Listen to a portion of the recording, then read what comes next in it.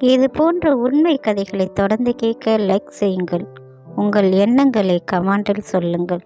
இது போன்ற கதைகளை தொடர்ந்து கேட்க சப்ஸ்கிரைப் பண்ணுங்கள். கதையை தொடர்ந்து கேட்கும் முன் ஒரு விஷயம் மட்டும், நாம் வாழ்க்கையில் இதுபோல் நடக்க முடியாது என்று நம்பி சில விஷயங்கள் அன்றொரு நாள் நம் கண் முன்னாய் நடந்தால், அந்த நிமிடம் நம்பிக்கை மட்டுமல்ல, நாம் மனசே சிதைந்து விழுந்து போய்விடும்.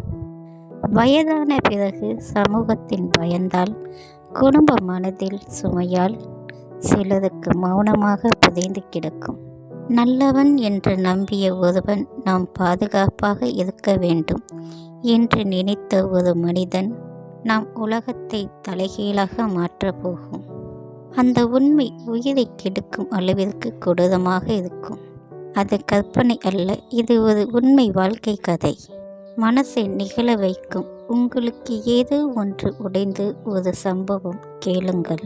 என் பெயர் அஸ்வின். நான் ஒரு துணிக்கடை வியாபாரி. இன்று நான் 3 வேளை நிம்மதியாக சாப்பிடுகின்றேன் என்றால் அதற்கு பின்னால் நிறைய கதைகள் இருக்கின்றது. பசி தண்ணியும் அடங்கிய இரவுகள், தலையணை நனைந்த அழுகை இரவுகள், அம்மாவின் முகத்தை பார்க்கக்கூட கண் துடிக்காமல் இருந்த இரவுகள். என் வாழ்க்கை எளிதானது இல்லை. சிறு வயதிலிருந்து கஷ்டம் என்னவென்று தெரிந்தவன் நான். எங்கள் அப்பா குடிப்பழக்கத்துக்கு அடிமையானவர், வேலைக்கு செல்லாதவர், வீட்டில் இருந்தாலும் இல்லாதவர்தான். வீட்டு சுமை எல்லாமே எங்கள் அம்மாவின் தோள் மேல்தான். வீட்டு வேலை செய்த பிறகும் வீடுகளில் வேலை செய்து எங்களை வளர்த்தார்கள். எங்கள் அம்மாவின் கைகளிலிருந்து வெடிப்புகளும் கால்களிலிருந்து புண்களும் தான் என் முதல் பாட புத்தகம். சிறு வயதிலிருந்தே நான் வேலைக்கு போனேன். டீ கடை, பழக்கடை, ஹோட்டல், சமையல் வேலை கடைகள், என்ன கிடைத்தாலும் அதில் எல்லாம் வேலை செய்தேன். நான் பள்ளி செல்லும் வயதில் நான் குடும்ப கணக்குகளை பார்த்தேன். என் வயது பிள்ளைகள் விளையாடும் நேரத்தில் நான் கடன்களை பற்றி யோசிப்பேன். கனவுகள் காண வேண்டிய வயதில் நான் பொறுப்புகளை சுமந்தேன். அப்பா வீட்டில் இருந்தாலும் அவர் எங்களுக்கென்று தந்தை போல் இல்லை. அம்மாதான் என் உலகம். அவள் முகத்தில் ஒரு நாள் கூட அவமானம் வரக்கூடாது என்பதுதான் என் வாழ்க்கையின் நோக்கம். கொஞ்சம் கொஞ்சமாக உழைத்தேன். இரவுகள் கழிந்தது. இன்று தனியாக ஒரு சிறிய துணிக்கடை வைத்திருக்கின்றேன். பெரிய லாபம் இல்லை, ஆனால் நிம்மதி இருக்கின்றது. 3 வேளை சாப்பாடு இருக்கின்றது. என் தங்கையின் படிப்பையும் நான் தான் பார்த்து கொள்கிறேன். அம்மாவின் உடல்நிலை சரியில்லை. அவர்களை பார்த்து கொள்வது என் கடமை இல்லையா? என் வாழ்க்கை இப்படிதான் மெதுவாக ஓடிக்கொண்டிருக்கின்றது. அன்றது நாள் அம்மா சொன்னார்கள், உனக்கு திருமணம் செய்யணும் என்று. நான் உடனே மறுத்துவிட்டேன், தங்கை படித்து முடிக்கட்டும் என்று. அதற்கு பிறகு பார்த்து கொள்ளலாம் என்று. ஆனால் அம்மாவின் உடல்நிலை மோசமாகி போனது. அன்றது நாள் என் கையை பிடித்து, உனக்கு திருமணம் பார்த்துட்டுத்தான் எனக்கு நிம்மதி, அதற்கு பிறகு என்ன நடந்தாலும் பரவாயில்லை என்று சொன்னார்கள். அந்த வார்த்தை என் உள்ளத்தை உடைத்தது. அன்றுதான் நான் சம்மதம் சொன்னேன். அந்த நேரத்தில் என் கடைக்கு அடிக்கடி வரும் ஒரு முதியவர் இருந்தார்கள். அவர் பெயர் சண்முகம். 50 வயது கடந்தவர். அமைதியான பேச்சு, கண்களில் எப்போதும் ஒரு கவலைதான். அன்றது நாள் அவர் மனம் கனத்தவராக பேச ஆரம்பித்தார். என் மகளுக்கு இன்னும் திருமணம் ஆகவில்லை, எத்தனை தடவை தடைப்பட்டு போகிறது என்று சொன்னபோது அவர் குரல் உடைந்தது. அவருடைய மகன் வெளிநாட்டு வேலை, மகன் காதல் திருமணம், கடன்கள், மகளை நல்ல இடத்தில் கட்டி கொடுக்கணும், அதுதான் என் ஆசை என்றார். அவர் குடும்பத்தை விசாரித்தேன். எந்த பெரிய குறைகளும் தெரியவில்லை. அன்றது நாள் அம்மாவை அழைத்து கொண்டு அந்த வீட்டுக்கு பெண் பார்க்க சென்றேன். அவள் பெயர் ஜோதி. அமைதியான முகம், அதிகம் பேசாதவள், கண்களில் ஒரு பயம். அந்த நேரத்தில் அவளுக்கு ஒரு நம்பிக்கை. டீ கொண்டு வந்து கொடுத்தபோது அவள் கைகள் நடுங்கியது. அந்த நடுக்கம் என்னை ஏதோ சொல்லியது. அந்த நிமிடம் எனக்கு பிடித்து போனது. அவளுடைய அண்ணியின் பெயர் கமலா. அவர்கள் காதல் திருமணம். அண்ணன் வெளிநாட்டில். எளிமை, பணிவு, தன்னைத்தானே சுருக்கி கொள்ளும் குணம். அந்த வீட்டில் அவள் கொஞ்சம் தனியாகத்தான் தெரிந்தாள். ஆனால் யாரிடமும் வெளியே தெரியாதபடி சிரித்து கொண்டிருந்தாள். எங்கள் திருமணம் எளிமையாக நடந்தது. பெரிய ஆடம்பரம் இல்லை, ஆனால் மனதில் நிறைய நம்பிக்கை. திருமண நாள் அன்று ஜோதியின் அண்ணன் குமாரும் வந்தார்கள். நீண்ட நேரம் பேசிக்கொண்டிருந்தோம். கடன், பொறுப்பு, பணம், எதிர்காலம். அவர் சொன்ன ஒவ்வொரு வார்த்தையும் என் வாழ்க்கையின் கதைகளே இருந்தது. கடனை அடைத்த பின்புதான் நிம்மதியாக வாழணும் என்றார். அவர் குரலில் இருந்த அவசரம் எனக்கு புரிந்தது. எனக்கும் அவரை பிடித்து போனது.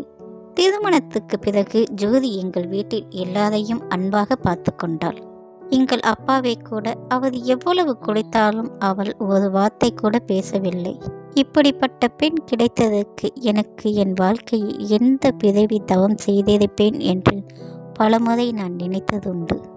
அன்றைய நாள் மாமனார் வீட்டுக்கு விருந்துக்கு சென்றும் 2 நாட்கள் தங்கினோம். முதல் நாள் எல்லாம் சாதாரணமாக தான் இருந்தது. 2ஆம் நாள் அனைவரும் தூங்கிய பிறகு ஏதோ ஒரு சத்தம். மெதுவாக ஆணின் குரல். என் மனதுக்குள் திடீர் அதிர்ச்சி. வெளியே வந்து பார்த்தேன். ஆனால் யாரும் இல்லை. என் மனசுக்குள் அமைதி இல்லை. அடுத்த நாள் குமார் வீட்டில் இல்லை. அண்ணன் வந்தாரா என்று கேட்டேன். இல்லை, இன்னும் சில மாதங்கள் ஆகும் என்றாள் கமலா. அவள் கண்களில் என்னை தவிர்த்து என் மனசுக்குள் ஏதோ சொல்லியது. மறுநாள் இரவும் மீண்டும் அந்த ஆணின் குரல். இந்த முறை தெளிவாக அந்த குரல் கேட்டது. என் மாமனாரின் குரல். அந்த வார்த்தை என் காதில் விழுந்ததும் ஒவ்வொரு நொடியும் என் உயிரை உலுக்கியது. கமலா அடக்கப்பட்ட அழுகை, மூச்சை அடக்கி கொண்டு முனவல் சத்தம். அந்த சத்தம் என்னவென்று எனக்கு தெரிந்தது. அங்கு நின்று கேட்க முடியாமல் என் அறைக்கு ஓடி வந்தேன். வாயை மூடிக்கொண்டு அழுதேன். ஜோதி ஆழ்ந்த தூக்கத்தில் இருந்தாள். அவள் முகத்தை பார்த்ததும் நான் இன்னும் உடைந்தேன். காலையில் கமலாவிடம் பேச முடிவு செய்தேன். முதலில் அவள் எதுவும் இல்லை என்று மறுத்தாள். ஆனால் நான் அவள் கைகளை பிடித்ததும் அவள் முழுவதும் உடைந்தாள். அவள் என் முன் தரையில் உட்கார்ந்து என் கால்களை பிடித்து கொண்டு அழ ஆரம்பித்தாள். என்னை தப்பாக நினைக்காதே தம்பி, தயவு செய்து நான் வேணுமென்று இப்படி செய்யவில்லை என்று சொல்லி சொல்லி அழுதாள். அவள் அழுகை ஒரு பெண்ணின் பயம் மட்டும் இல்லை, ஒரு மருமகளின் அவமானம், ஒரு மனைவியின் குற்ற உணர்வு, ஒரு மனிதனின் முழுமையான உடைப்பு எல்லாம் இருந்தது. அவள் சொன்னாள், நான் காதல் திருமணம் செய்து கொண்டு இந்த வீட்டுக்கு வந்திருந்தேன். அவள் தனியாகத்தான் இருந்தாள். கணவன் வெளிநாட்டில். வீட்டில் மாமனார் மாமியார், கடன், நோய் எல்லாம் என்மேல்தான். அன்றொரு நாள் மாமனாருக்கு உடல்நிலை சரியில்லாத போது அவள்தான் பார்த்து கொண்டாள். அன்றிலிருந்து அவள் தன் தவறான பார்வையில் பார்க்க ஆரம்பித்தாள். முதலில் வார்த்தைகள், பிறகு தொடுதல், பிறகு மிரட்ட ஆரம்பித்தாள். இதை வெளியில் சொன்னால் உன் வாழ்க்கை போய்விடும். உன் கணவன் வெளிநாட்டில் இருக்கிறான். யார் உன்னை காப்பாற்றுவார்கள்? அவள் பயந்தாள். தனிமையிலும் இருந்தாள்.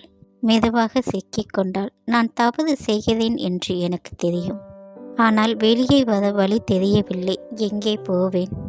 என் கணவர் கடனுக்காக உயிரை கொடுத்து கொண்டு இருக்கின்றார். இந்த விஷயம் வெளியே போனால் எல்லாம் நாசமாகி போய்விடும் என்று சொல்லி என் மார்பில் சாய்ந்து கொண்டு அழ ஆரம்பித்தாள். அவள் கண்ணீர் என் சட்டையை நினைத்தது. ஆனால் அதைவிட என் மனசு நினைந்தது. அந்த நிமிடமே நான் முடிவெடுத்தேன். இந்த பாவ சூழலிலிருந்து அவளை எப்படியாவது வெளியே கொண்டு வர வேண்டும் என்று. நான் குமாருக்கு நேரடியாக கடிதம் எழுதவில்லை. ஆனால் அவன் புரிந்து கொள்ளும் விதம், வீட்டில் சூழ்நிலைகள், கமலாவின் மனநிலையும் அவளின் பயமும் எல்லாம் மறைமுகமாக எழுதினேன். அவன் வந்ததும் அனைத்தையும் பார்த்தான். ஆனால் அவனிடம், கமலாவை நீங்கள் கூப்பிட்டு கொண்டு போய்விடுங்கள், இந்த வீட்டையும் கடனையும் நான் பார்த்து கொள்கிறேன் என்றேன். கமலா என் கைகளை பிடித்து கண்களில் கண்ணீருடன், இந்த ஜென்மத்தில் நீதான் என் தம்பி கடவுள் என்று சொல்லி கும்பிட்டாள். அந்த நிமிடம் நான் என் வாழ்க்கையில் செய்த ஒரு சரியான விஷயம் என்று நான் உணர்ந்தேன். இன்று குமார் குடும்பம் சந்தோஷமாக இருக்கின்றது. 2 குழந்தைகள். கமலா சிரிக்கின்றாள். எனக்கும் ஜோதியுடன் 2 குழந்தைகள். இந்த உண்மை இன்று வரை ஜோதிக்கு சொல்லவில்லை. சில உண்மைகள் சொல்லாமல் இருப்பதுதான் கருணை. அன்று நான் நினைத்தேன், என் அப்பா எப்படி இருந்தாலும் இவரை விட எங்கள் அப்பா எவ்வளவோ மேல் என்று. ஒரு மனிதன் அப்பாவாக இருப்பது வயதால் அல்ல, அவன் மனசால். இதுதான் என் வாழ்க்கை உண்மை கதை. இது போன்ற உண்மை கதைகளை தொடர்ந்து கேளுங்கள், லைக் செய்யுங்கள், உங்கள் எண்ணங்களை கமெண்டில் சொல்லுங்கள். இது போன்ற கதைகளை தொடர்ந்து கேட்க சப்ஸ்கிரைப் பண்ணுங்கள். நன்றி, வணக்கம்.